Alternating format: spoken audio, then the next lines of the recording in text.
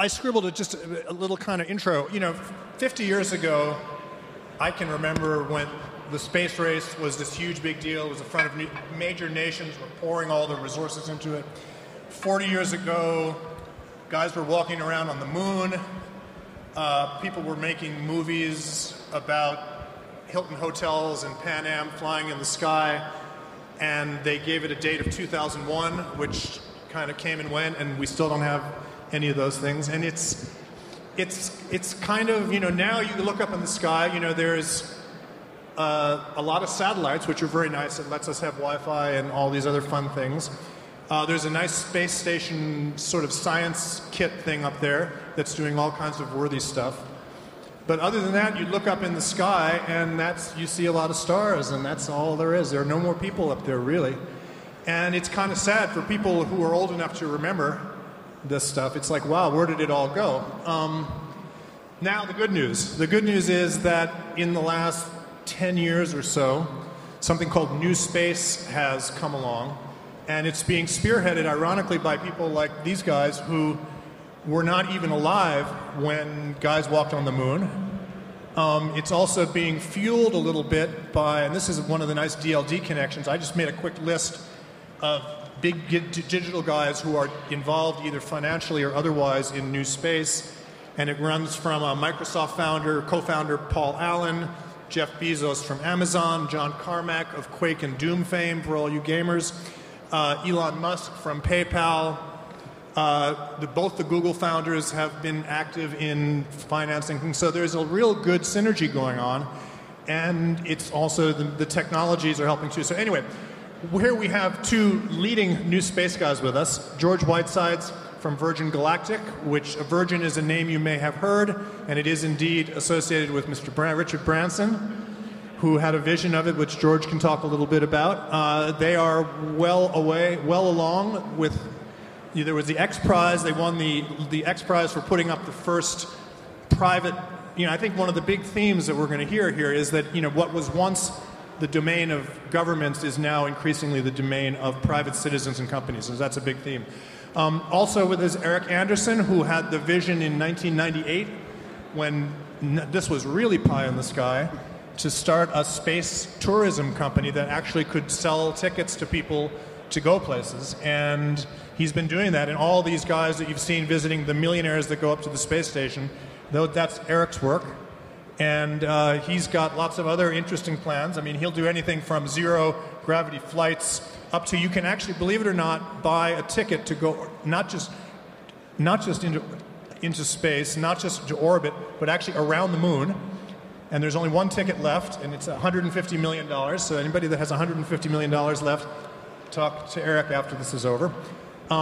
And so without further ado, I think I'm just going to dive right in and ask both these guys a kind of double-barreled question. First of all, what happened? Like the whole space thing, why did it fall apart? Why did we not get very far? And then secondly, what specifically are you guys doing to try to fix that, if you like? I mean, to solve that problem. How do we get back? How do I get my wish of getting off the planet?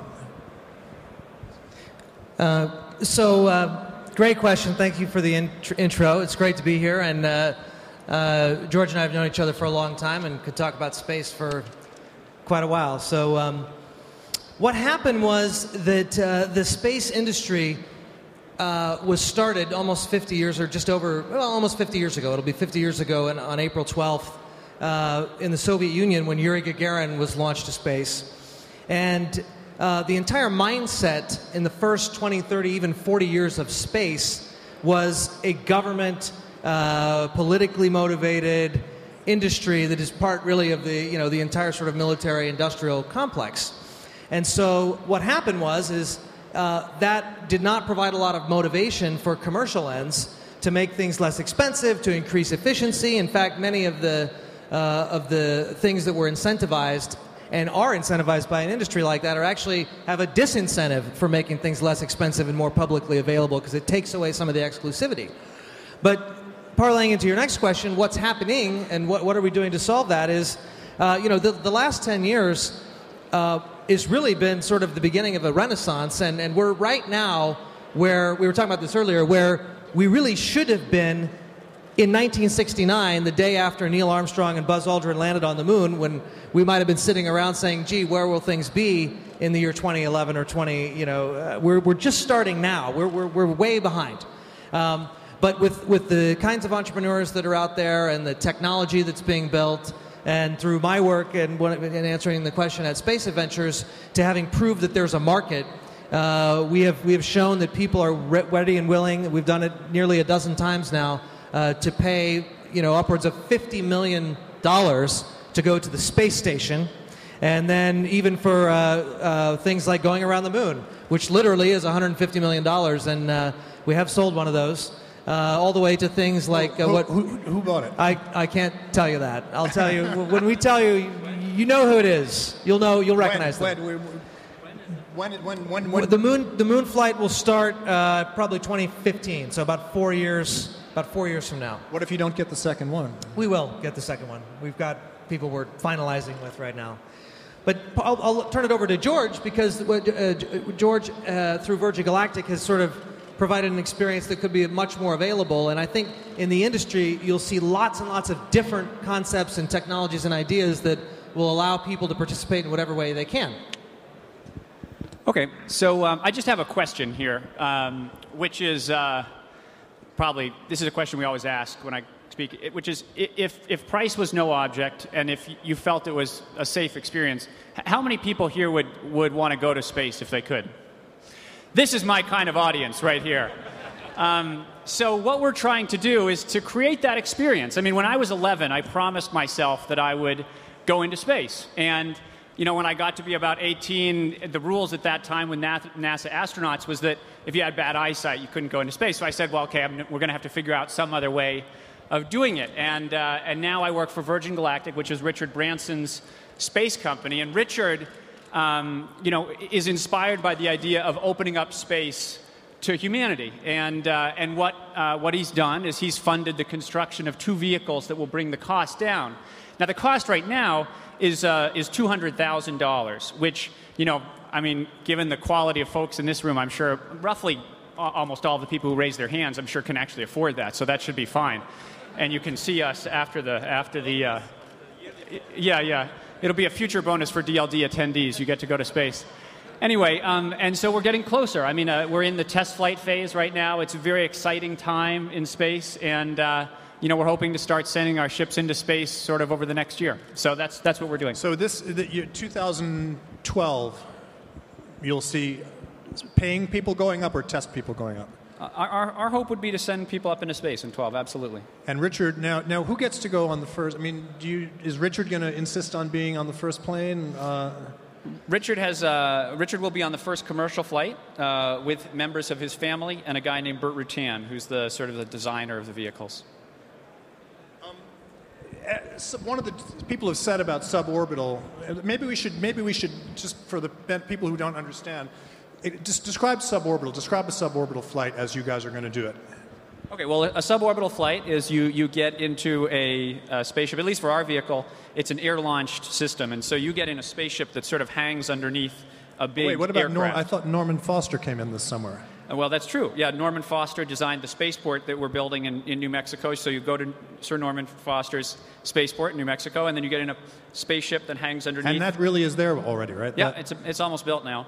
And you go up to about 50,000 feet, and you're then released from the vehicle, from the carrier vehicle, right. The spaceship, and then you fire your rocket motor, and you head up to about 110 kilometers up into space.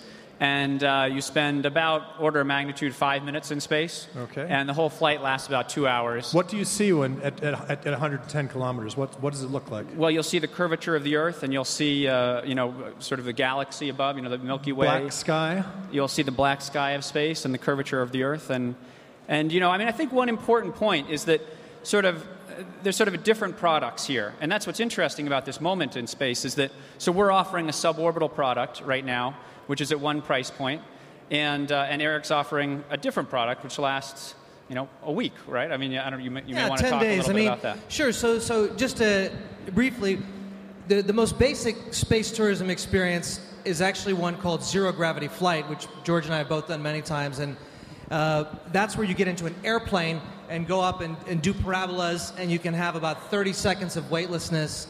The flight lasts a couple hours, and that's about $5,000 or $10,000, depending on what you want to do. And the next level is the real space flight on Virgin Galactic. We've got a company, Armadillo, that we're working with, where you would reach above 100 kilometers, and it's a very short flight to space. You're up there for a few minutes. And then there's the sort of traditional, what you think of as the astronauts do, which is what we have sold 8 complete missions of. And that lasts about 10 days. And that's where you get into a big rocket, and the rocket takes off with 1 million pounds of thrust, and there's fire shooting out of it, and it goes all the way into the space to near Earth orbit and docks with a space station, where there are NASA people up there and working and things like that. And then after 10 days, you get back in a little capsule and re-enter through the atmosphere and come back down. And so they're all different, and they're all things that, depending on what you could do, your means and your desire, you could do all of them. And then we even have the lunar trip, as Spencer was talking about, where you get in one of these traditional rockets, and actually, instead of going to the station, you do a one-time boomerang around the far side of the moon. But I think what's really exciting is that as the decade goes on, that these technologies are going to advance further and further, so that there may be improvements and cost reductions and more reusability. And one day on a Virgin Galactic vehicle, you may be able to fly from New York to London in 40 minutes. Or on a Space Adventures orbital vehicle, you may be able to stay at a space hotel. But hold on, now before station. everybody starts getting running out and grabbing their checkbooks, one of the depressing things about this to me was that you've got a $200,000 seat to do a suborbital flight, and you've got 20, 40, whatever it is, $50 million a seat. That's a very big gap. Okay, that's a very large gap. And from the discussions we had before, it doesn't sound like there's going to be a lot of convergence in those two things very quickly. I mean, the price of an orbital seat is going to stay very high for probably the lifetime of everybody in this room, unless I'm wrong. Well, people, when I'm talking, people often ask, when, geez, that's really interesting, but it's $50 million. When is the price to go to orbit and stay in a space hotel going to be, $5,000? And the answer is, I don't know. But I can tell you it'll never be $5,000 if it doesn't start at $50 million. And what we've done, and really even $200,000, with all due respect, it's really not within the reach of the average person. It can get there, but what maybe this the average does DLD attendee. I don't know. Maybe right. Yeah. What these do is they build the market, and then we have more people investing in better technologies and trying to improve things. And this is the way everything starts. That's the way computers I seem started. to remember seeing a $20,000. Richard or somebody muttered something. Is that actually a real number, or was he making that up? I'm not familiar with that number, Spencer, okay. But I think that we think that it'll stay at $200,000 for a while. However, I could see it changing in 5 years or something to come down. And I think, we have something called the SUV price point, which is sort of, when it costs as much as a big truck, then right. a lot more people will be able to afford it. And I think, that'll be an exciting moment when, I have a 6-month-old kid. I know Eric's got 3 young children, and just like they're going to grow up in a world where they can touch screens, like somebody was saying earlier. They're going to grow up in a world where, you can sort of go to space. And that's just part of their world that they'll grow up in. And that'll be a fundamentally different world than the world that we live in today. And that's sort of exciting. That's a great point, actually. There are only about 500 people who have ever been in space, okay? There are more billionaires on the planet today than there are people who've been in space ever. And so for the last 50 years, there's been an average of about 10 people who've gone. And over the next 10 years, 20 years, that's going to grow by a factor of 100. And so this incredibly exclusive club, which shouldn't be such an exclusive club, is finally going to be in the reach, or start to be in the reach of at least a greater and greater number of people. And that's why I say we're really sort of at the beginning, like where the Wright brothers were at the beginning of aviation. I mean, to make just a little, as you said, NASA should have at 1969 just said, okay, fine, we've done it. Should government, and I'd include the European Space Agency in this as well, should these guys be in the business of building, in effect, constructing aircraft and flying airlines, or should governments just get completely out of the way and possibly fund R&D, do science, but get out of it completely? I mean, my opinion is that there's a strong role for governments in space exploration. I mean, I'm a huge fan of the robotic missions that NASA and ESA does, and I'm actually a huge fan of astronaut exploration, of the cosmos. I should point out that George was also Chief of Staff of NASA the first year of the Obama administration? Year and a half or so. Okay. Anyway, I mean, so I'm a huge fan of what NASA does. I think what we all hope is that NASA focuses on the frontier. So I think NASA should be sending people to Mars. I think it should be sending, explorers to the asteroids, Jupiter, Saturn, whatever. I think that's the role for NASA. I think private industry is now ready to sort of take over essentially the ferrying job up to low Earth orbit. And that's always sort of the way that it's been. And I think part of the problem that we've seen is that the people inside the government need to have the mindset that they're focused on the frontier and that they're constantly looking where they can turn things over to private industry, because if they do that, that will free them up to do the things that they actually really want to do. Now, Eric, I mean, NASA was not wildly enthusiastic about your venture, at least in the early days. Is that right? It is, and now actually we've got a great relationship with NASA. But one of the problems with having been a government-driven, politically driven industry is with all due respect, you have a group of people who sort of get this country club mentality that they want to maintain the exclusivity. And I think that in the initial days of space tourism, it was seen as an affront to the traditional mainstay of the aerospace industry. Now, what's really interesting, and to answer your question just briefly about the government part, I think it's essential that governments support space because, first of all, it is a strategic interest of humanity to be able to move on and off the planet. That is something that we want to do. We're on a tiny blue dot. We need to grow into the solar system and develop. But on a much more human level, as George mentioned, I have 3 little kids. Many of you have children, and we remember when we were kids, there is little that inspires kids to grow up and study science and technology and advance the cause of science and engineering and things like that, other than space and dinosaurs and those fantastic, curious things. It brings out the curiosity that we all have.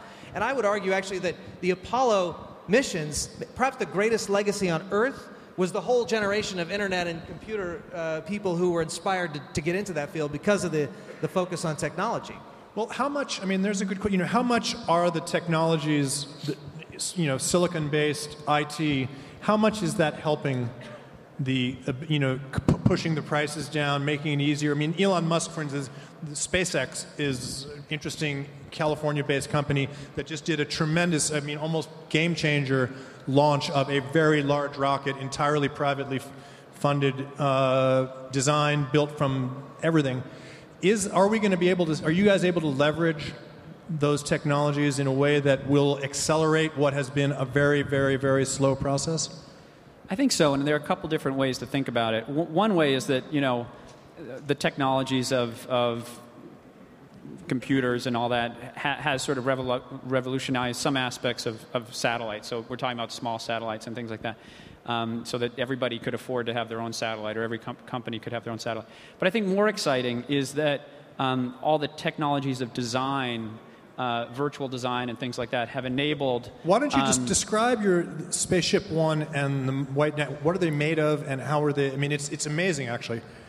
Well, our vehicles are made purely of carbon composite materials, so there's no... other than like maybe a few bolts or something, there's no metal in the vehicle. There's no metal in these things. And so they're very light, and that enables us to put a lighter engine in it. But what I was just going to say, Spencer, was that, so the Spaceship One, which was the sort of history-making, reusable suborbital vehicle, was built for about $30 million. Elon Musk built his vehicle, the Falcon 1, in a capsule for about order of magnitude $750 million.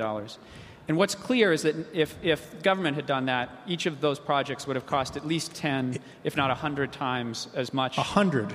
I would say 10 to 100 times as much. And so what we're seeing is private industry is sort of doing the things that NASA has already done, but it's doing them for 10 to 100 times as much. And so there's sort of an interesting parallel between the computer world and space where you're getting this radical shift in costs. And that's sort of transforming our industry, and it's what enables us to offer tickets, lower and lower faster cost. development times too. It looks like, Elon, net it was 7 or 8 years, but the real putting those rockets together was by NASA's scale I don't know, was it faster? Yeah, I think it is faster than what NASA could do now. Well, I think there's an important to draw the distinction. I mean, in the 1960s, NASA, Yuri Gagarin launched on April 12th, 1961, and on July 20th, 1969, we landed on the moon. So humanity went from a period of having no one in space to having people on the moon in 8 years. But the difference is that today's NASA, again, with all due respect to NASA, is a much different organization than it was then. It's much less risk tolerant. It's much less able to do bold things, sadly, and because of political reasons and budgetary reasons and just the culture. And so I think private enterprise inherently in today's world will be able to achieve these things and balance the risk-reward capability and the kinds of things that need to be done to advance the industry much better than a NASA would today. How about, China, for instance, has got some interesting things going on. They're trying to put a satellite on the moon, a lander on the moon, I think. Do we see a new space race coming? It could be our private enterprise against their government or some version of that. Is that in the cards, or? I think it'll be a different space race, but it's absolutely already happening. The Chinese they're in search of resources. The Chinese government is eager to show that it is, perhaps becoming the most powerful country in the world. And space is a big part of that projection, both economically and strategically. Any sign of them taking it into, say, something space tourism kind of directions? Is that? Well, we've talked to the Chinese. We have some interested clients in China, but I think that will come secondary to some of their other strategic interests in space from a. Now, George, you've had lots of international interest in Virgin Galactic, I think. You've got a big investor from the UAE, is that right? Yeah, we've got we just closed last year an investment of $280 million from Abar Investments, which is great. Plans for launch, Europe, anything? We're going to focus on establishing an operation that works in New Mexico, in the United States. And then if we're able to export the system, we would first export it to Abu Dhabi if the U.S. government permits it. We've actually got a cosmonaut sitting in the front row. I don't know if you guys have. Esther Dyson went through an awful lot of training and is ready, literally ready and able to go. Do you have any... Would you have a question that you'd want to put to these gentlemen? Can we get a mic? It doesn't have to do with the training. And just to clear the record, I'm a trained cosmonaut. I haven't gone yet, but courtesy of Space Adventures, I hope to. And certainly a smaller Virgin Galactic flight as well. Just can you talk a little bit about private sector space, how easy it is to raise money, that kind of thing, both of you? Could everybody hear that? Question was about the ease of raising money in private sector space. Just, is this a hot new market? What's happening? It's a great question, and Virgin Galactic makes it look easy. With Richard Branson and George behind the company, it's to get $280 million from Abar in the UAE was a big accomplishment. I would say it's certainly more challenging and historically has been quite difficult for companies to raise money in space. At Space Adventures, we've been fortunate that we didn't need to raise that much money. But a lot of the companies that were trying to go out and build new vehicles and spend the hundreds of millions of dollars to really make some change have had problems. Now, I would contend that that's all changing now, and I've seen more institutional investors and venture capitalists look more closely at space rather than the starry-eyed billionaire who decides to make it his hobby or her hobby in supporting something. So I think that's coming now.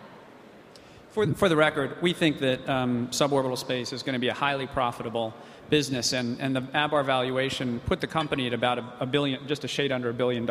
And so I think that sort of speaks to the potential of this sector, and I hope for investors like you, Esther, that that it starts paying off.